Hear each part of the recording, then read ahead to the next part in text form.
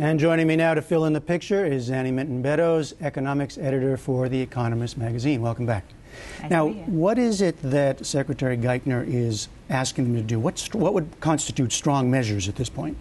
Well, I think he's trying to get them to recognize the gravity of what they're doing, to stop kicking the can down the road, and to actually come up with a comprehensive plan to solve the problem, which is what they haven't done. They've been muddling through and muddling through and muddling through. And I think he recognizes, he was there at the invitation of the Poles, and the Poles have the current presidency of the European Union, and I think the Poles are probably equally worried about this. They're not members of the Eurozone, but the members of the Eurozone have just been failing to get to grips with the kind of gravity of their problem.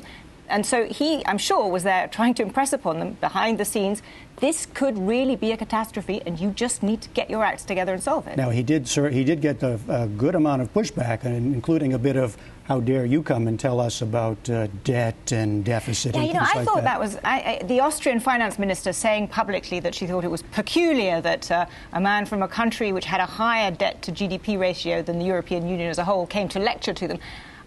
Frankly, I thought that was somewhat rude and completely unnecessary. I mean, the truth is that Europe has a very big problem, and it's a big problem for the world if the Europeans fail to solve it. But now let's go into that. I mean, explain the divisions that still exist politically within Europe as to why they can't move forward.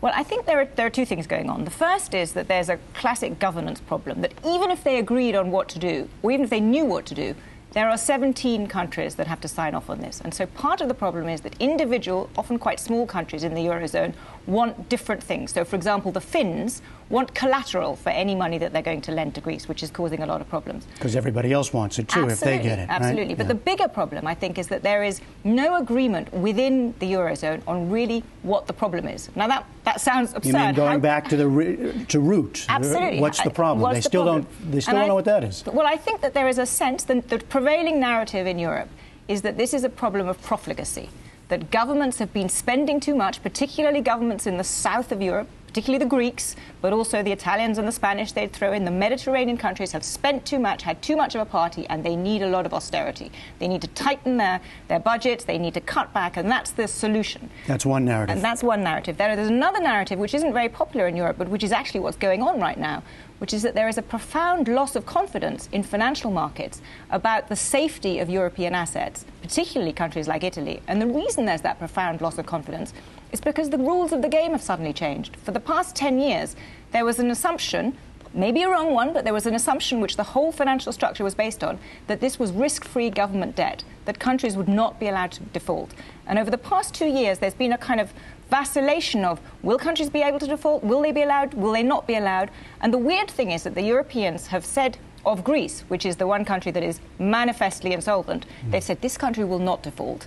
And yet they then, as part of their muddling through, said, well, we're going to create a structure that will, after 2013, allow countries to default. And that lack of confidence in nations would then lead to the problems for the European banks. Absolutely. I mean, imagine if you were an investor now, investing in Italian government bonds, and you're not sure how this thing is going to be resolved. Why on earth would you invest in them? So you've had in effect, a kind of sudden stop, a sort of panic of people not wanting to get in. And then the European banks hold enormous amounts of European sovereign bonds. And so the banks look in very, very bad shape. And the banks are therefore unable to raise short-term funds from anywhere, and they rely very heavily on U.S. money market funds. Well, and to address that, as we said yesterday, the central banks, including the Fed, stepped in to open a window, I guess, to allow the banks to explain that briefly. And are there risks in that for the U.S.? No, I think the risks for the U.S. are minimal. And I think that what this shows is that the central banks are much better at coordinating and getting things done. And you're exactly right. What the central banks have tried to do is to create a mechanism for these banks that need dollar liquidity to get it.